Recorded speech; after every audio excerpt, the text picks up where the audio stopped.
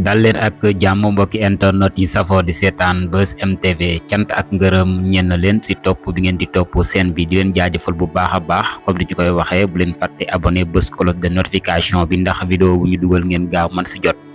Vidéo tey bi nag vidéo bu ama am solo la ak ay jàngat ay révélation yu pertinente. Cheikh Yérim Seck xam ngeen ne waxoon na ne PDS képp ku mu jàppale kooku mooy jël élection yi diggante kii di Amadou Ba ak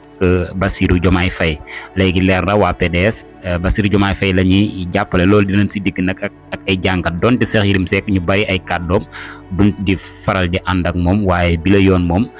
jàpp nañ ne lii mu wax nii raisonnable la. dinañ si dikk ak sondage bi nga xam ne jamono bi moo ngi am ak rencontre bi nga xam ne moom Bassirou Diomaye Faye amal na ko ak ñenn si waa PDS yi loolu lépp dinañ si dikk ak ay jàngat. Mamadou Ibra Kane kàddu yi nga xam ne yëkkati na ko après bi nga xamee ne waa PDS nee nañ dañuy jàppale kii di Bassirou Diomaye Faye loolu yëpp ay jàngat ama am solo def nañ ko si jaa ngeen jëf ñu dégtal leen révélation yi. nañu nangu rek te xam ne élection yi élection Diomaye Faye la Diomaye jël na réew mi waaw. campagne électorale yi wane na ko comme ni nga ko waxee 2022 sax ba léegi li fi jaar su fekkee rek da nga def analyse bu normal te farla woo war nga xam ni Diomaye jël na réew mi waaw loolu war na laa leer da nga wax nag moom def nga sa analyse quoi da nga wax ne Yewwi Askan Wi benn groupe bu parti politique la woon ñu nekk benn coalition te 1 million et quelque la ñamoon te Yewwi Askan Wi woowu tas nañu. Benno Bokk Yaakaar amoon na 1 million et quelque waaw Benno Bokk Yaakaar xam nga yow tey da ngaa wax tasug Yewwi Askan Wi te Yewwi Askan Wi yow leer na la ni bëri na ñu fa falo woon ñu nga xamante ne ci barkeeb Ousmane Sonko la ñu faloo bu dee loolu la Ahmed Aïdara nañu xool élection yi ndax mën naa gagné Guédiawaye su dee loolu la Parcelles dañoo fali ba dama la wax exemple rek Parcelles dañoo fal seen maire bi ñu falee maire ba pare xamuñu sax kuy maire bi fu mu faloo ci barkeeb Ousmane Sonko. maire yu bëri falu nañu yu bëri nekk nañ député ci barke Ousmane Sonko la ñu nekkee député donc Yewwi Askan Wi même bu tasee dem googu ñuy dem mën na bañ a wàññi dara léegi nag boo ñëwee ci Benno Bokk Yaakaar ak score bi ñu amoon mais Benno Bokk Yaakaar ñaata nit ñoo fa jógee ñoo xam ne dañoo maanaam ñoom ñoo yoroon base yi gagné xoolal Benno Bokk Yaakaar fi mu nekk nii Louga sax Moustapha Diop nee nañ ñëwaat na dafa bañoon waaye ba léegi sax wóoragul parce que dégg naa nekkul sax di def campagne bu tax ñuy wax. mi ngi dem ci ay di seeti ay mbokk yi nii rek waaye man maa ngi gis ay photo am na ku fa nekk ci panel bi ku ko jege man daal li ma gis moom loolu moom gisu bokkul ak campagne Moustapha Diop 2019 ba muy campagnal Macky nga ñëw Kolda Mame Boye Diao ci loolu la bokkoon de ci Benno Bokk Yaakaar ana Mame Boye Diao Kolda nga ñëw Linguère Aly Ngouille Ndiaye Aly Ngouille Ndiaye Mansour Faye élection locale yi la gagné woon Saint-Louis bi mu demee législatif dafa perte Saint-Louis te fi mu nekk ni Saint-Louis moom dafa mel ni moom c'est fini ak feneen Boun Abdallah Dionne mi ngi woon ci loolu yow score Benno Bokk Yaakaar bi nga wax Boun Abdallah Dionne mi ngi ci woon waaw Mimi Touré mi nga xam moom moo nekkoon seen directeur campagne Mimi Touré mi nga xam moo jiite woon campagne 2019 boobu fu mu nekk mi ngi ci Ousmane Sonko Mimi Touré waaw loolu doo ko dindi yow léegi booy dindi li ngay dindi ci Yewwi ak Ousmane Sonko waa léegi dindi seppil ci Amadou Ba démb moo ko wax TFM Amadou Ba nee na bien vrai que président Macky Sall wax na waaye ñu bëri ba léegi nanguwuñu Amadou Ba moo ko wax nee na ñu bëri ba léegi nanguwuñ ko moom moo ko wax man du samay wax de Amadou Ba moo ko wax waaw léegi ñooñu ko nangulul doo loolu ñooñu foo leen def ak ñu bëri ñu bàyyi ay directeur général ak ñu bëri bàyyi nañu Benno demee ngeen di comprendre. réew mi parti politique kenn ku nekk xam nga ki la mën. loolu ay réalité la élection yi ñooñu ko wan Abdou Aziz PDS ak seen électorat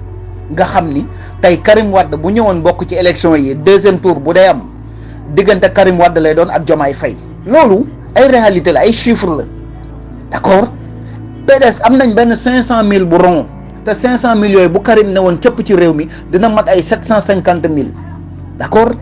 plus poids wu Sonko lu mu dee Sonko moom poids am egg na ci 1 million de votes bu leer nañ ci réew mi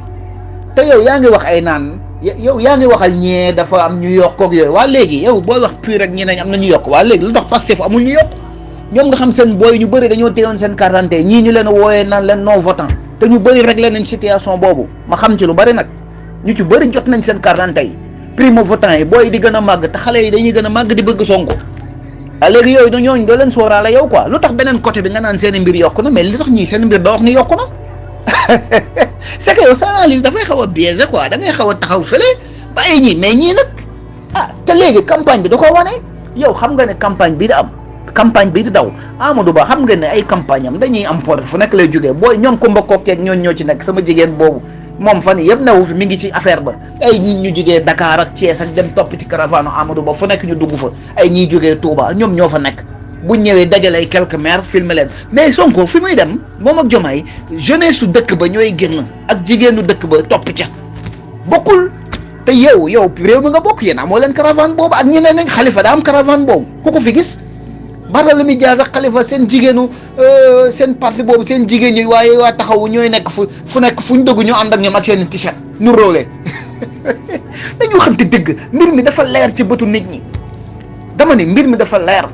Yewwi Askan Wi ñu falu woon ñu bëri nekk maire ci barket Sonko lañ ko nekkee muy Ahmed Aïdara ak ñooñu léegi Ahmed Aïdara Malick Gakou la faral nañ dem ci élection yi bu dee am na doole nañ ci xam dara kuy gagné foofu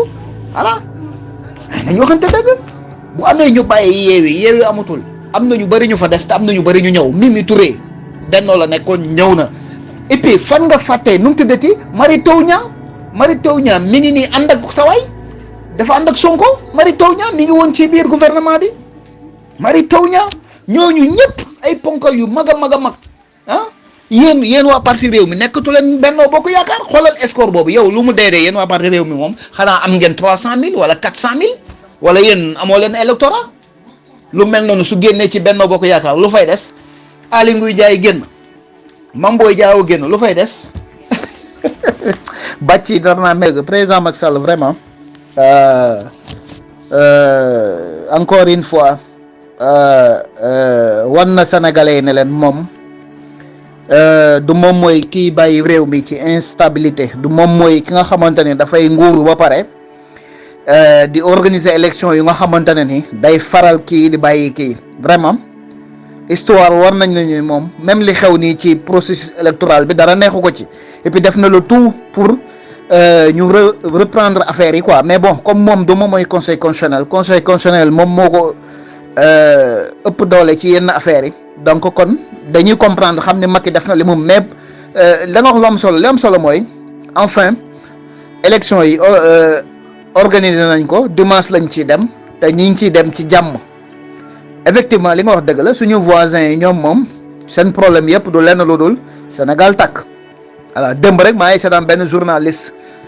ci réewu ñag yi muy wax ne élection yi woy jàpp nañ ko dimanche mais ba léegi nii gëm na ni coup d'état mën na am ci réew mi waaye loolu la wax benn ivoirien la voilà benn analyste ivoirien moom nee na élection yi woy bien vrai que dinañ ko def dimanche mais ba léegi moom jàpp na ni coup d'état dina am ci kon ñoom xam nga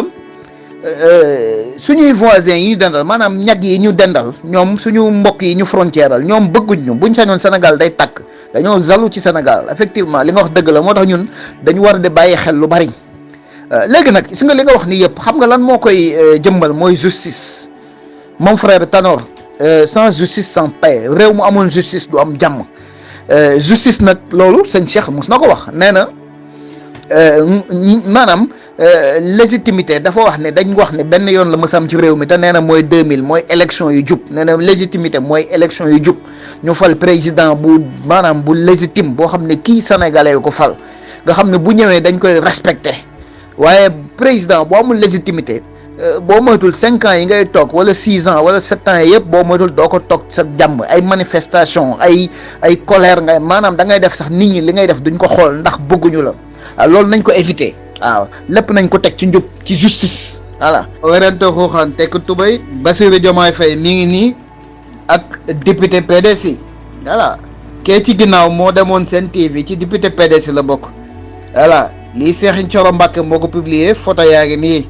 voilà kee ca ginnaaw kii waa ji ci ginnaaw fan yi rek moo nekkoon seen TV doon dal Amadou Ba di wax ni li leen dal moo leen ko teg député PDS la waaw léegi nag Anita TV moom xaw ma Anita News la muy bind moom wax dëgg yàlla ngeen yore ko fii di feexal seen xol yi non non président Wade mooy patriote non bu sénégalais soxlaa rek mu ñëw billahi wallahi waaw li tubaab di wax l'histoire se répète encore une fois tey histoire dafa répété waat rek 2000 nii la demee woon bi Wade di laaj nguur gi ñu ko maanaam maanaam diabolisation bi ni mu meloon ak bi mu tolloo ci jamono yi ci instant yi tey Wade dafa ñëwaat président Wade dafa ñëwaat ak doomam Karim wane ni ñoom bu Sénégal soxlaa Sénégal la ñuy jox waaw dëgg yàlla vraiment macha allah donc nag leer na carte gi leer na réew mi ngi ci loxoy Diomaye PDS ànd na ak coalition Diomaye réew maa ngi ci loxoy Diomaye c'est fini voilà Amadou Ba vraiment su amoon xel tuuti li muy def mooy dafay teel a déclarer bala maanaam dimanche ci suba wala samedi minuit mu ni moom dematul élection quoi voilà démissionné quoi voilà taxaw wax ni moom retiré na candidature am voilà loolu la war a def quoi te xam ni humiliation totale 90% mooy loolu lañ koy dóor.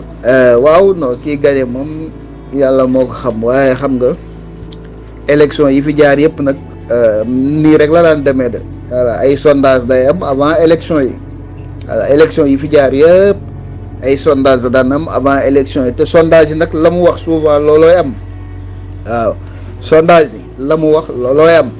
d'accord sondage yi du dara lu dul dem ci sénégalais yi voté laaj leen ñu wax ñoom ñooy wax soit ci réseaux sociaux yi soit ñu fekk leen ci kër yi ci marché yi ci garage yi ci bërëbu liggéeyukaay yi fi sénégalais yi di ëpp dañ leen fay fekk laaj leen sénégalais yi ñooy loolooy sondage yi voilà te loolu nag fépp da koo wane voilà mu nga ni président Macky Sall bi muy jël réew mi 2012 lii topp Diomaye tey toppul woon président Macky Sall voilà caravane yi Diomaye di def li koy topp ci ay nit topp Ousmane Sonko nga xam ni kii day nekk Ndar kii nekk Thiès fu nekk fees dell loolu toppul woon président Macky Sall te jëloon na nguur gi président Abdoulaye Wade bi muy jël nguur gi 2000